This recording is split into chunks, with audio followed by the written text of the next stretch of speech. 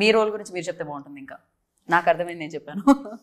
So basically నా role అన్నది మూవీలోని కొంచెం రిబెలియస్గానే ఉంటుంది. స్టీరియోటైప్స్ బ్రేక్ చేయడం, వై నాట్ అనే ఒక క్వశ్చన్ అడగడం, ఎందుకు చేయకూడదు అంటే ఇప్పుడు పెద్దవాళ్ళు చెప్తూ ఉంటారు ఇలా ఉండాలి అలా ఉండాలి, అది చేయకూడదు ఎందుకు ఇది ఉంటారు కదా. ఇప్పుడు యంగ్స్టర్స్ ఏంటంటే క్వశ్చనింగ్ ఒక ఫేజ్ నడుస్తూ ఉంటుంది. ఎందుకు, వై నాట్, ఎందుకు చేయకూడదు, అలానే ఎందుకు చేయాలి, మొన్నటి వరకు ఇది ఓకే కదా, ఇప్పుడు ఇది సీరియస్గా తీసుకుంటే ఎందుకు నో, హాబీ కిందే ఎందుకు ఉంచాలి. సో ఇది ఏంటంటే ఎస్పెషలీ టుడేస్ జనరేషన్ ఏంటంటే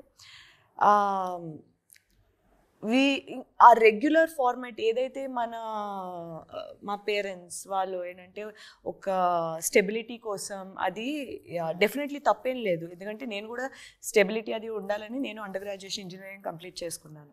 సో బట్ ఒక ప్యాషన్ అనేది మనం కెరియర్ ఫార్మాట్లో మార్చుకునేటప్పుడు ఏంటంటే ద సేమ్ ఎంకరేజ్మెంట్ రాదు, ఎస్పెషలీ మిడిల్ క్లాస్ ఫ్యామిలీస్కి. ఎందుకంటే మాకు చాలా రెస్పాన్సిబిలిటీస్ ఉంటాయి. మాకు సొసైటీలోని ఒక ఇమేజ్, పేరు, ఇంప్రెషన్, వీళ్ళేమనుకుంటారు వాళ్ళేమనుకుంటారు, లార్జర్ దెన్ లైఫ్ కింద ఒక మనలో నుంచి ఎవరైనా వెళ్ళాలంటే ఆలోచిస్తాం. వేరే వాళ్ళు చేస్తే ఆహా అని చూస్తాం, కానీ మనమే వాళ్ళు మర్చిపోతారు క్వశ్చన్, వాళ్ళు చేస్తే అంటాం. అదే మనం చేసేటప్పటికి ఎందుకులే మనకి ఇప్పుడు వాళ్ళు ఏమనుకుంటారు వీళ్ళేమనుకుంటారు. నేను పర్సనల్గా రిలేట్ అయ్యాను, ఎందుకంటే నేను చదువుకుని వచ్చి నేను సినిమాల్లోకి వస్తున్నప్పుడు కూడా I did not have any kind of support or encouragement other than మా అమ్మ దగ్గర నుంచి తప్ప నాకు వైపు నుంచి కూడా ఎటువంటి సపోర్ట్ లేదు. ఇన్ఫ్యాక్ట్ నువ్వు చేయలేవు, నీకొద్దు, నీకు అవసరమా, ఇది ఆ డిస్కరేజ్మెంట్, ఆ వెనక్కి లాగడం బాగా ఉంది. సో ఆ టైంలోని నేను మా అమ్మ అంతే మిత్రమే, నన్ను మా అమ్మ ప్రొటెక్ట్ చేసుకుంటూ నా వరకు ఆ కైండ్ ఆఫ్ నెగిటివిటీ రాకుండా. బట్ నాకు వచ్చే నెగిటివిటీ అన్నది వస్తుంది, because once you come in to the industry they 101 things. Especially ఒక అమ్మాయి, అది కూడా మన చుట్టుపక్కల తెలిసిన అమ్మాయి వెళ్తుందంటే చాలా ఉంటాయి. అండ్ సో నాకు చాలా పర్సనల్గా కనెక్ట్ అయిన స్టోరీ అండ్ క్యారెక్టర్ ఇది. అండ్ నేను కూడా అలా క్వశ్చన్ చేసే క్యారెక్టరే జనరలీ లైఫ్లో కూడా. వై నాట్, ఇప్పుడు అందరూ మనకు నచ్చినట్టే మాట్లాడాలి అనుకోవడం మూర్ఖత్వం, మనకు నచ్చినట్టే ఉండాలనుకోవడం మూర్ఖత్వం కదా. సో ఆ డిఫరెన్స్ అనే క్యారెక్టర్ని హౌ సొసైటీ సీస్. ఈరోజు కూడా ఒకళ్ళు మనకు నచ్చినట్టు అందరూ మాట్లాడరు, ఒకళ్ళు కొంచెం అటు వెళ్ళేటప్పటికి ఏంటంటే వెంటనే అదేదో పాపం జరిగినట్టు అంటే. బట్ రియలిస్టిక్గా ఏంటంటే అందరూ మనకి నచ్చినట్టు మాట్లాడి నచ్చినట్టు చేయరు. అయినా సరే మనకి కరెక్ట్ అనిపించేది మనం ఎలా చేస్తున్నాం, మనల్ని ఎంత సాధించిన తర్వాతే అబ్బో ఏం చేసావులే అనే ఒక సొసైటీలో ఉన్నాం. సాధించాలి, ఏదైనా చెయ్యాలి అనుకున్నప్పుడు ఇంకెంత ఉంటుంది. ఇప్పుడు ఇంత కూర్చి ఇక్కడ వరకు వచ్చిన తర్వాతే కొంచెం కాన్ఫిడెన్స్ వస్తుంది. అలాంటిది when you're starting from nothing, మన నెగిటివిటీలో ఉంటుంది కాన్ఫిడెన్స్ కానీ, సెల్ఫ్ మన మీద మనకున్న నమ్మకం కానీ, ఆత్మవిశ్వాసం కానీ అవి లేనప్పుడు, బయట నుంచి రానప్పుడు మనం ఎలా చేస్తాం, అలా ఈ ఏజ్లో మనం ఆలోచిస్తాం. కొంచెం పెద్ద వచ్చేటప్పటికి ఏంటంటే ఇంకా ఎక్కువ ఈ టైడ్ అగేన్స్ట్ ఉంటుంది కదా వేవ్, అది ఇంకా ఎక్కువ ఉంటుంది, ఫోర్స్ఫుల్గా ఉంటుంది, ఇంకా భయం ఎక్కువ ఉంటుంది. అలాంటి టైంలోని ఒక్కళ్ళు చాలు పుష్ చేయటానికి. వై నాట్, ఒక డిఫరెంట్ పర్స్పెక్టివ్. ఎందుకంటే ఇప్పుడు నా ఏజ్లో ఉన్న వాళ్ళు నా ఏజ్ గ్రూప్ వాళ్ళు చూస్తారు, ఆ ఏజ్ గ్రూప్లో ఉన్న ఆ ఏజ్ గ్రూప్ వాళ్ళు చుట్టుపక్కల we are surrounded by similar age groups. But 2 different age groups, 2 different personalities, 2 different point of views ఉన్న వాళ్ళు, 2 different బ్యాక్గ్రౌండ్స్ నుంచి వచ్చిన వాళ్ళు, జనరేషన్స్ నుంచి వచ్చిన వాళ్ళు ఒకే సిమిలర్ కళ వచ్చినప్పుడు అసలు అటుపక్క ఇటుపక్క వాళ్ళ ఇంటరాక్షన్ ఎలా ఉంటుంది, ఒకరినొకరు ఎలా ఇన్ఫ్లుయెన్స్ చేస్తారు, అది ముందుకు ఎలా వెళ్తుంది, ఒకరి పర్స్పెక్టివ్ ఇంకోళ్ళు ఎలా మార్చొచ్చు అనే ఒక పాయింట్స్ చాలా మనకి టుడేస్ డే అండ్ ఏజ్ అంటే it's a timeless concept. At any time ఏ కాలంలో అయినా ఇది రెలవెంట్గా ఉండే ఒక సబ్జెక్ట్ ఇది. కరెక్ట్.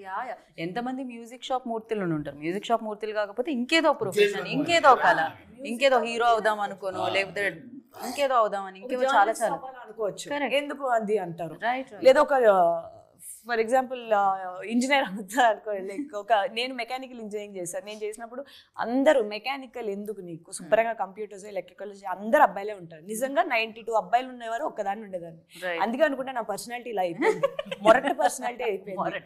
నిజంగా 4 అనిపిస్తుంది 4 సంవత్సరాలు చుట్టూ అబ్బాయిలే ఉంటారు, వాళ్ళతో సమానంగా చేయాలి, వాళ్ళతో పోటీపడి చేయాలి. ప్రొఫెసర్స్ కూడా చూసే విధానం డిఫరెంట్గా ఉంటుంది. అయినా కొంతమంది మంచి చూస్తే కొంతమంది చెడుగా చూస్తారు. మేబీ అక్కడి నుంచి ఇక్కడికి వచ్చిన తర్వాత ఇక్కడ కూడా అలాగే ఉంటుంది. సో ఆ హోల్ సెట్ బ్యాక్స్, ఆ వెనక్కి ఆ డిసడ్వాంటేజెస్ ఎక్కువ ఉన్నప్పుడు how are you going to make it? అలాంటి పాయింట్స్ డీల్ చేస్తుంది ఈ సినిమా. Very nice. సీరియస్లీ చాలా చాలా మంచి కాన్సెప్ట్. యాక్చువల్లీ చాలా మంది రిలేట్ అవుతూ ఉంటారు అనమాట. రేపు సినిమా 31st May చూసినప్పుడు ఎంతమంది మూర్తులు రిలేట్ అవుతారా అని చెప్పి వెయిట్ చేస్తూ ఉన్నాం. ఎస్పెషల్లీ అంటే కళ అనేది కలగనడం ఆగిపోకూడదు ఎప్పటికీ. ఏజ్ అనేది దానికి ఒక లిమిట్ కాదు. సో అందుకని మనం చూస్తాం బిగ్గెస్ట్ KFC లాంటి సక్సెస్ఫుల్ ఆ ఏజ్ లో వెన్ రిటైర్డ్ ఎక్కడుందో ఇలా వారెన్ బుఫే ఆయన ఇంతమంది ఇన్స్పిరేషన్ అయితే ఉండింది. అండ్ మీరు చెప్పండి, మీకు మూర్తి గారు ఇచ్చిన ఇన్స్పిరేషన్ ఏంది? అజయ్ ఘోష్ గారి స్టోరీనే ఆల్మోస్ట్, బట్ మీ స్టోరీనే, బట్ మూర్తి గారిలో మీకు నచ్చింది ఏంటి? నాకైతే ఈ లుక్ నచ్చింది, ఆ డీజే లుక్ నచ్చింది నాకు. కొంచెం ఫన్ గురించి కూడా మాట్లాడదు మనం. ఎమోషన్స్ ఎంతైతే ఉన్నాయో ఫన్ కూడా అంతే ఉంది ఈ సినిమాలో అని విన్నా నేను. ఫన్ అంటే నా అసిస్టెంట్ ఒకడు ఉంటాడు, అడిగి అంత ఇదిగా ఉంటుంది. అంటే మీకు ఆ టీజర్లో చివరిలో ఉంటుంది కదండి, ఎంత ఎర్రితనం అంటే ఆ టీవీలో చూసుకుంటా ఆడు మొత్తం యూట్యూబ్లో ఉంటాయి కదా హౌ టు ప్లే ఇదని, ఈ దాన్ని కన్సోల్, అది ఆడు ఇంగ్లీష్లో చెబుతే వీడికి ఇంగ్లీష్ రాదు. ఆడేది చదువుతాడు, కాగితం మీద 2 రాసుకొని దాన్ని ఏం చేస్తున్నారు అంటాడు. అంటే డీజే నేర్చుకుంటున్నా, డీజే వాడు అక్కడ చెబుతుంటే నువ్వు ఇక్కడ నేర్చుకుంటున్నావా, ఇది మిషన్ రా అంటే ఇది మిషన్లో పాట వేయి అని అంటాడు. అసలు అక్కడ ఆ లుక్ కట్ చేశాడు కానీ ఆయన టప్పుని చూసే లోపల ఉండడు. ఆ తర్వాత నాకు అవును నిజమే కదా వీడు చెప్పింది ఏందో అంటే అట్లాంటి చిన్న చిన్న బిట్లు ఉంటాయి. కానీ ఈయన సినిమాలో ఉంచాడో లేదు కానీ ఇంకో బిట్లు కూడా ఉంటాయి. అంటే ఈ మ్యూజిక్ షాప్ అన్న గ్రామాల్లో క్యాసెట్లు గీసెట్లు అనగానే టీజీడీలు అనగానే వాడు వచ్చేసి తాత బ్రో ఉన్నాయా అని అంటాడు. టీజర్లో ఉంది, సినిమాలో ఉందా లేదు? ఉందా? ఉండాలి. ఏంది ఉండయా అంటున్నాడు, రారా బ్యాట్ గుడ్. ఇది మ్యూజిక్ షాప్ మూర్తిరా, బాగుంది. టీజర్ లో ఉంది యాక్చువల్లీ. అండ్ అలాగే మనం మ్యూజిక్ షాప్ మూర్తికి మ్యూజిక్ ఇచ్చిన పవన్ గారి గురించి కూడా మాట్లాడుకోవాలి. సో ఎవరైనా మాట్లాడతారా, ఎవరైనా పాడతారా? కాలభైరవ పాడిన పాట లేదా మనకు రాదు కానీ నాకైతే రాదు. భలే చేశాడు, బాగా గుట్టాడు. పిల్లలు చాందినిలో సింగర్ ఉన్నారు కదా, ఈ మధ్య కాలంలో చంపేసి తొక్కేసిండేనా? Okay. But ya cinematography Srinivas garu కానీ అండ్ మ్యూజిక్ పవన్ కానీ అమేజింగ్గా చేశారని చెప్పాలి. వాళ్ళ 100% ఇచ్చారు. అండ్ ఆమని గారు, ఆవిడ గురించి ఏం చెప్తాం, మన ఏజ్ నేనైతే చెప్పడానికి. మ్యూజిక్ అనేది నేను కూడా రియలైజ్ అవ్వలేదు ఎంత దూరం వెళ్ళిందంటే, మొన్న నేను జస్ట్ వైజాగ్ నుంచి వస్తున్నప్పుడు మా బ్యాంక్ మేనేజర్ వచ్చి, మీది మ్యూజిక్ షాప్ మూర్తి అనే సినిమా వస్తుంది కదండి, దాంట్లో పాటలు ఎంత బాగున్నాయండి, ఇది అది అన్నారు. అక్కడి వరకు వెళ్ళింది. నేను ఇది మీకు చెప్పాను లేదో తెలీదు, బట్ అంటే ఎక్కడి వరకు వెళ్తున్నాయి ఇది అసలు నేనే రియలైజ్ అవ్వట్లేదు. పవన్ గారి మ్యూజిక్ అండ్ ఈ ఇప్పుడు చుట్టుపక్కల నేను ఎవరితో మాట్లాడుతున్నా సరే మ్యూజిక్ షాప్ మూర్తి అనగానే ఫస్ట్ మ్యూజిక్ గురించి మాట్లాడుతున్నారు అందరూ.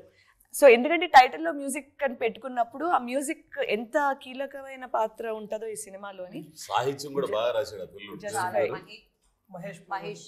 సాహిత్యం కూడా మంచి సాహిత్యం ఉంది, చాలా బాగున్నాయి. కొన్ని లైన్స్ అయితే చాలా చాలా రిలవెంట్ గా ఉన్నాయి. అది ఓపెన్ లైన్ చెప్పండి ఒకటి సాంగ్ ది. ఆ సాంగ్ నా చిన్ని లోకంలో నెక్స్ట్ లైన్